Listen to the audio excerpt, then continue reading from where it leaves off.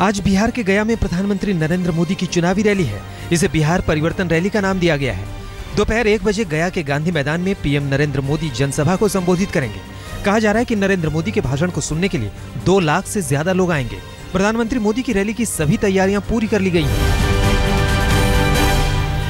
प्रधानमंत्री नरेंद्र मोदी की रैली से पहले बीजेपी के नेताओं ने गया शहर में रोड शो किया। इस रोड शो में करीब 500 मोटरसाइकिल और 100 गाड़ियां थी। इसमें बिहार के पूर्व मुख्यमंत्री सुशील कुमार मोदी समेत बीजेपी के कई नेता शामिल थे। वहीं दूसरी ओर आरजेडी के कार्यकर्ताओं ने आक्रोश मार्च निकाला। इनकी मांग थी कि पीएम मोदी गया की रैली में बिहार के डीएनए पर बोली गई अपनी बातों पर माफी मांगे। पीएम की रैली से ठीक पहले बिहार के मुख्यमंत्री नीतीश कुमार का रेडियो एड कैंपेन लॉन्च किया गया। इस विज्ञापन में फिल्मी डायलॉग की तर्ज पर पीएम मोदी को जुमला बाबू कहा गया है। बिहार के डीएनए की कीमत तुम क्या जानो जुमला बाबू। अब तक पोस्टरों के जरिए मोदी पर निशाना साध रहे नीतीश अब रेडियो और एफएम पर मोदी के विवादित तथाकथित डीएनए विवाद को मुद्दा बनाकर जनता के सामने पेश कर रहे हैं। प्रधानमंत्री मोदी की रैली के दौरान नक्सलियों ने 24 घंटे के बिहार बंद का ऐलान किया है। नक्सली आज काला दिवस मनाएंगे। बंद के मद्देनजर रेलवे ने मुगलसराय डिवीजन में हाई अलर्ट जारी किया है। नक्सली बंद के पीछे बीजेपी ने नीतीश और लालू का हाथ बताया है और कहा है कि इसे दोनों नेताओं ने मिलकर प्रायोजित किया है। 25 तारीख को मुजफ्फरपुर में रैली हुई, वहां भी बंद का आह्वान किया गया और यहां भी बंद का आह्वान किया गया है। ये बंद का आह्वान नक्सलियों के द्वारा ही केवल नहीं है, मेरा आरोप है इस सरकार के द्वारा प्रायोजित बंद है और लोग धमका रहे हैं बस मालिकों को। बिहार में नए राज्यपाल की नियुक्ति को लेकर केंद्र और जेडीयू में तकरार बढ़ती जा रही है।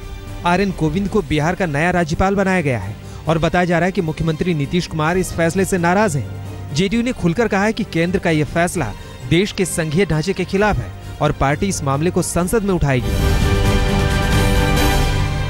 नीतीश कुमार ने प्रधानमंत्री मोदी पर फिर से निशाना साधा है।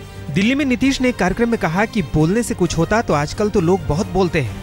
नीतीश ने कहा कि सोशल मीडिया में चल रहा है कि पहले वाले बोलते नहीं थे और अब वाले सुनते नहीं हैं और देश में विकास के द्वीप बन गए हैं। बिहार में विधानसभा चुनाव से पहले हलचल तेज हो गई है। कल पटना आने से पहले दिल्ली में बीजेपी अध्यक्ष अमित शाह और आरजेडी से निष्कासित सांसद पप्पू यादव के बीच दिल्ली एयरपोर्ट पर ही करीब 35 मिनट तक बातचीत हुई। इस दौरान बिहार बीजेपी प्रभारी धर्मेंद्र प्रधान भी वहां मौजूद थे। बिहार चुनावों के मद्देनजर इस मुलाकात को काफी अहम माना जा रहा है। बिहार में बीजेपी को सत्ता दिलाने की कवायद में पार्टी 12 अगस्त से 28 अगस्त के बीच 4 यात्रा करेगी। पहली यात्रा का नेतृत्व सुशील मोदी करेंगे, जबकि आखिरी यात्रा में गिरिराज सिंह के साथ राजीव प्रताप रूडी शामिल होंगे। इस यात्रा के दौरान बीजेपी के तमाम दिग्गज वोटरों से मुलाकात करेंगे।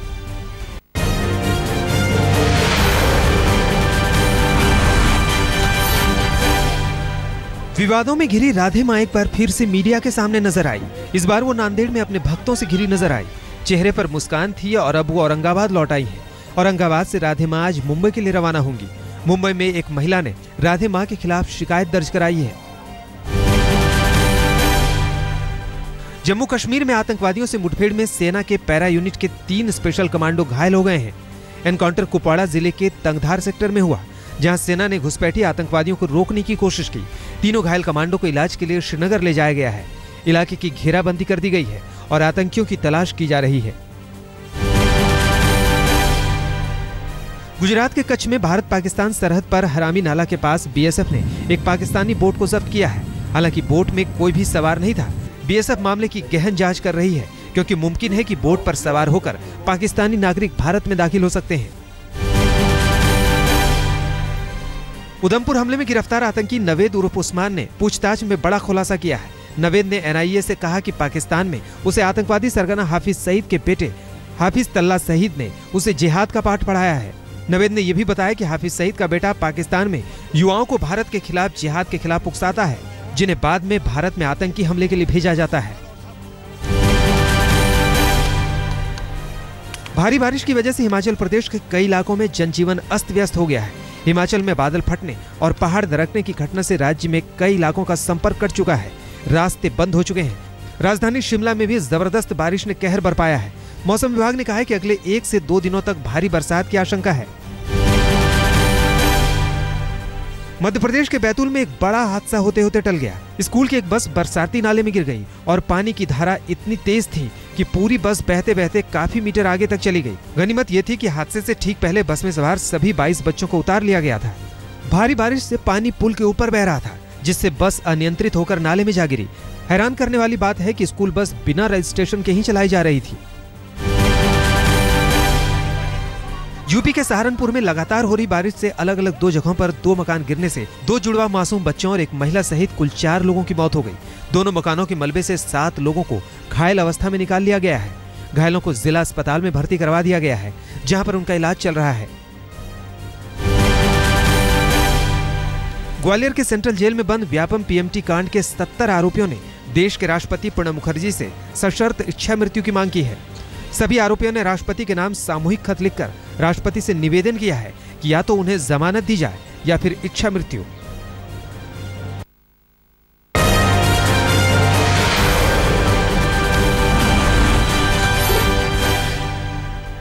उन्नाव से बीजेपी सांसद साक्षी महाराज ने फिर से भड़काऊ बयान दिया है। उन्नाव में साक्षी महाराज ने कहा कि अगर प्रधानमंत्री मोदी नाराज हो गए तो विश्व के नक्शे में पाकिस्तान का नाम नहीं होगा। साक्षी महाराज ने यह भी कहा कि याकूब को बचाने के लिए जिन 40 लोगों ने पत्र लिखा था उनको कारण बताओ नोटिस मिलना चाहिए। आम आदमी पार्टी के नेता कुमार विश्वास फिर से नए आरोपों में फंसते दिखाई दे रहे हैं। दिल्ली में एक महिला ने कुमार विश्वास के खिलाफ केस दर्ज कराया है। महिला का आरोप है कि कुमार विश्वास ने दिल्ली के 2 5 स्टार होटल में उसके साथ छेड़छाड़ की। बदले में कुमार विश्वास ने सोशल मीडिया पर लिखा कि आरोप लगाने वाली महिला वही पुरानी है, बस आरोपों की स्क्रिप्ट में बदलाव कर दिया गया है। दिल्ली में प्याज पर राजनीति और तेज हो गई है। नेफेड के अधिकारियों ने एलजी को चिट्ठी लिखकर हस्तक्षेप करने की मांग की है। नेफेड ने आरोप लगाया है कि दिल्ली सरकार अपने खाते का प्याज नहीं लेना चाहती है, जबकि नेफेड कम कीमत पर सरकार को प्याज देने के लिए राजी है। दिल्ली सरकार ने नेफेड के सामने शर्त रखी है कि वो 2500 मीट्रिक टन प्याज 19 रुपए प्रति किलो के हिसाब से खरीदेगी और डिलीवरी सिर्फ आनंद विहार में ही हो। आज दिल्ली में मुख्यमंत्री अरविंद केजरीवाल के खिलाफ होमगार्ड के 500 जवान प्रदर्शन करेंगे। होमगार्ड का आरोप है कि 1000 मार्शल की नियुक्ति केजरीवाल सरकार ने महिला सुरक्षा के लिए डीटीसी बसों में की है, लेकिन उनके साथ अमानवीय व्यवहार किया जा रहा है। उनसे 8 घंटे के बदले 12 घंटे की ड्यूटी कराई जा रही है और तो और उन्हें तनख्वाह भी नहीं मिल रही है। आम आदमी पार्टी सरकार पर महिलाओं से जुड़े कई एनजीओ को नजरअंदाज करने का मामला सामने आया है। दिल्ली सरकार और महिला आयोग की तरफ से संचालित करीब आधा दर्जन एनजीओ को पिछले 8 महीने से अलग अलग योजनाओं के लिए भुगतान नहीं किया गया है, जिसकी वजह से इन योजनाओं पर खासा असर पड़ा है। कई एनजीओ महिला पंचायत योजना भी चलाते हैं, जहां दहेज प्रथा, छेड़छाड़ और बलात्कार के अलावा बाकी समस्याओं के लिए जागरूक किया जाता है।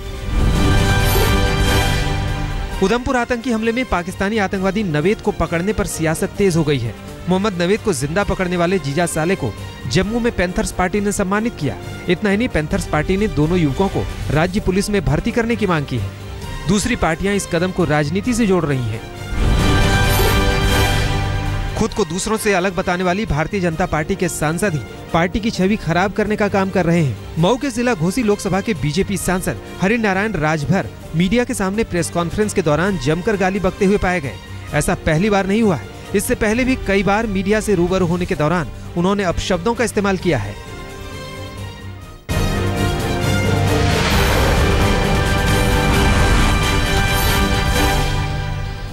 गुजरात में विकास के लिए सरकार ने पैसा तो खूब बहाया, लेकिन लोगों को नदी पार करने का रास्ता भी सालों से नहीं दे सकी। सूरत के कोसाडी गांव के लोगों ने आखिरकार सरकार के सहयोग के बिना लाखों रुपए खर्च कर नदी पार करने का रास्ता बना दिया। कीम नदी पर पुल बनाने के लिए लोगों ने चंदा किया और 56 लाख खर्च करके 180 फीट लंबे पुल का निर्माण कराया। चीनी सैनिकों के बाद अब नेपाल ने भी भारत के भूभाग को अपना बताया है। नेपाल के अखिल क्रांतिकारी माओवादी संगठन ने धारचूला की सीमा दारचूला नेपाल में जगह जगह घरों और दुकानों में पोस्टर लगाए हैं, जिसमें भारत और चीन को सावधान होने के लिए कहा गया है। भारत के काला पानी को नेपाल के नक्शे के साथ दिखाया गया है। इसे देखते हुए भारत के सीमावर्ती इलाकों में हाई अलर्ट कर दिया गया है।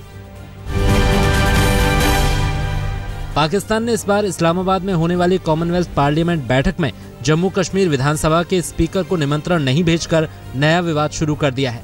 इसके जवाब में भारत के सभी राज्यों के विधानसभा अध्यक्षों ने इस बैठक में नहीं जाने का निर्णय लिया है। हरियाणा विधानसभा के अध्यक्ष कंवरपाल गुर्जर ने ये जानकारी देते हुए बताया कि जब तक बैठक का स्थान पाकिस्तान से बदलकर कहीं और नहीं किया जाता, तब तक भारत की किसी भी विधानसभा का स्पीकर इस बैठक में भाग नहीं लेगा।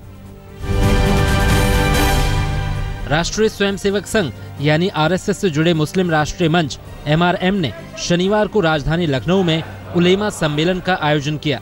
इसमें संघ के प्रचारकों ने 27 राज्यों से आए लगभग 1200 मुसलमानों को राष्ट्रवाद का पाठ पढ़ाया। हालांकि इस सम्मेलन में मुस्लिम पर्सनल लॉ बोर्ड के प्रतिनिधि शामिल नहीं थे और सम्मेलन के दौरान मुस्लिम मजलिस संगठन के कुछ लोगों ने काले झंडे दिखाकर अपना विरोध प्रकट भी किया। ओडिशा के कटक में लोगों ने एक फर्जी गुरु सारथी बाबा के खिलाफ प्रदर्शन किया। कोर्ट के आदेश के बाद ओडिशा क्राइम ब्रांच ने सारथी बाबा को 3 दिन के लिए अपने रिमांड पर रखा है। कोर्ट में सुनवाई के दौरान लोगों ने सारथी बाबा पर जूतों और चप्पलों से हमला किया। बाबा के वकील ने कहा कि उनके खिलाफ आरोपों को साबित करने के लिए कोई सबूत नहीं है। वाराणसी सेंट्रल जेल के सजायाफ्ता कैदी अजीत के गले में गोल्ड मेडल उसके फौलादी इरादों की जीती जागती तस्वीर है। अजीत टूरिज्म स्टडी में 75% अंक हासिल करने वाले वाराणसी सेंट्रल जेल के वो कैदी हैं जो गैर इरादतन हत्या के आरोप में 10 साल की सजा काट रहा है। अजीत को फरवरी 2010 में सजा हुई, तब वो बीएससी फर्स्ट ईयर का छात्र था। दिल्ली के इन मासूम बच्चों ने अमेरिका में कमाल दिखाया है। दुनिया इन्हें स्पेशल चाइल्ड कहती है और इन्होंने कारनामा भी स्पेशल किया है। दिमागी रूप से कमजोर इन बच्चों ने लॉस एंजलिस में स्पेशल ओलंपिक में 3 गोल्ड मेडल और 6 ब्रॉन्ज मेडल जीतकर भारत का नाम रोशन किया है। आशा किरण नाम की सरकारी संस्था के 10 बच्चों ने इन खेलों में हिस्सा लिया था। गुजरात में सूरत की 24,054 लड़कियों ने एक साथ मेहंदी लगाकर लिम्का बुक ऑफ रिकॉर्ड्स में जगह बनाई। नगर प्राथमिक शिक्षण समिति ने मेहंदी लगाने के इस कार्यक्रम का आयोजन किया था। इसमें 6ठी, 7वीं और 8वीं में पढ़ने वाली छात्राओं ने हिस्सा लिया। रिकॉर्ड बनाने के बाद स्टूडेंट्स ने कहा कि इससे उन्हें अपनी कला को दुनिया के सामने पेश करने का मौका मिलेगा।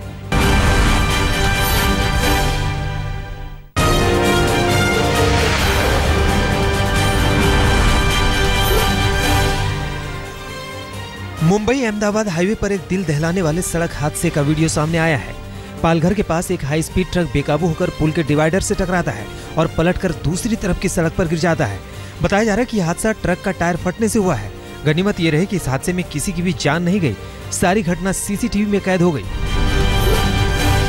हरियाणा के फिरोजपुर झिरका के एक जज पर अपनी ही पत्नी ने यौन शोषण के गंभीर आरोप लगाए हैं। रोहतक पुलिस ने पत्नी की शिकायत पर जज के खिलाफ केस दर्ज कर लिया है। पत्नी का आरोप है कि जज ने दहेज की खातिर उसका उत्पीड़न किया और उसे जान से मारने की धमकी दी। जज के खिलाफ वर्ष 2011 में भी इसी महिला से रेप का केस दर्ज हुआ था, लेकिन जज ने बाद में आर्य समाज मंदिर में महिला से शादी कर ली थी। यूपी के रामपुर में क्लास 6 में पढ़ने वाली 12 साल की छात्रा के साथ उसके टीचर ने बलात्कार किया।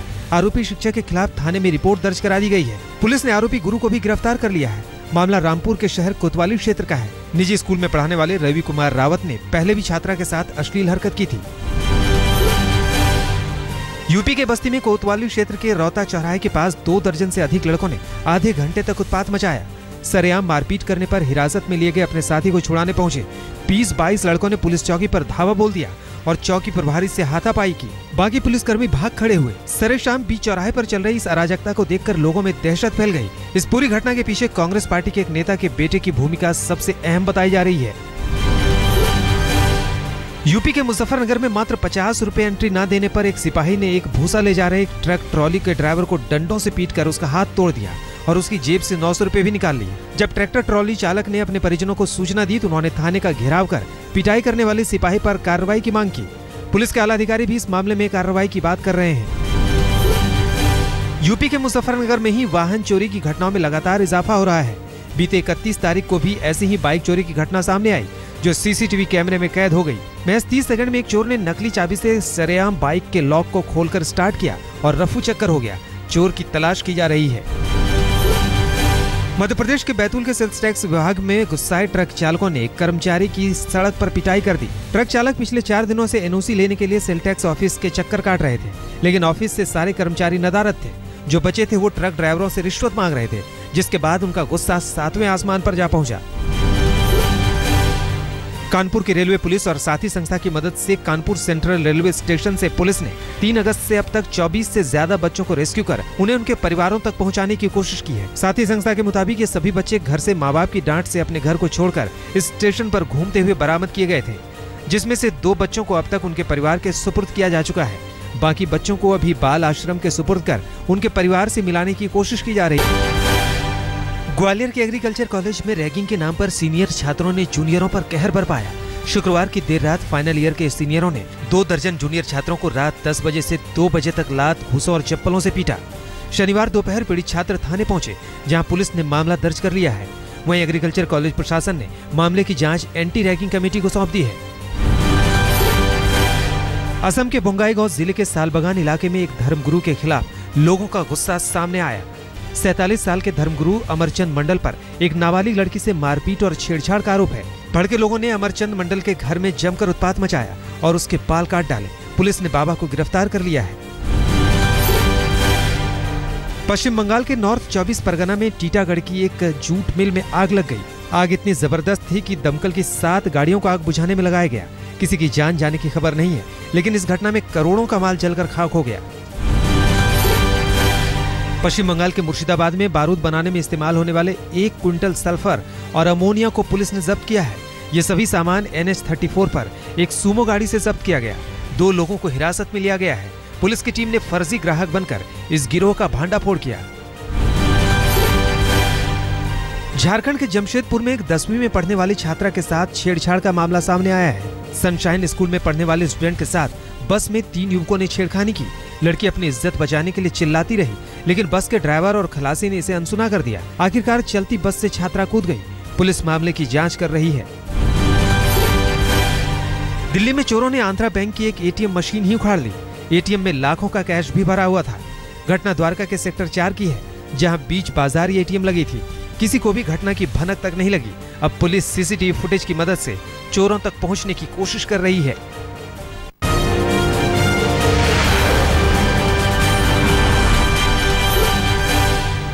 एक टेस्ट बाकी रहते इंग्लैंड ने एशेज सीरीज जीत ली है।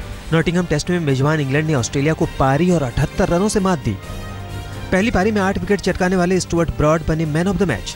जीत के बाद कप्तान एलिस्टर कुक भावुक हो गए। उन्होंने साथियों और समर्थकों को जीत का श्रेय दिया। शर्मनाक हार से दुखी ऑस्ट्रेलिया के कप्तान माइकल क्लार्क ने संन्यास का ऐलान कर दिया है। 5वें और आखिरी टेस्ट के बाद माइकल क्लार्क क्रिकेट को अलविदा कहेंगे। उन्होंने क्रिकेट के अपने सफर को शानदार बताया। संन्यास के ऐलान के दौरान उनकी आंखों में आंसू आ गए और कहा, अब आ गया है अगली पीढ़ी का वक्त। भारत और श्रीलंका बोर्ड प्रेसिडेंट 11 के बीच प्रैक्टिस मैच बेनतीजा खत्म हुआ। दूसरी पारी में अश्विन ने चटकाए 3 विकेट, जबकि अमित मिश्रा और हरभजन सिंह को 1-1 विकेट मिला। उधर मुरली विजय की फिटनेस पर सस्पेंस जारी है, क्योंकि उन्होंने दूसरी पारी में भी बल्लेबाजी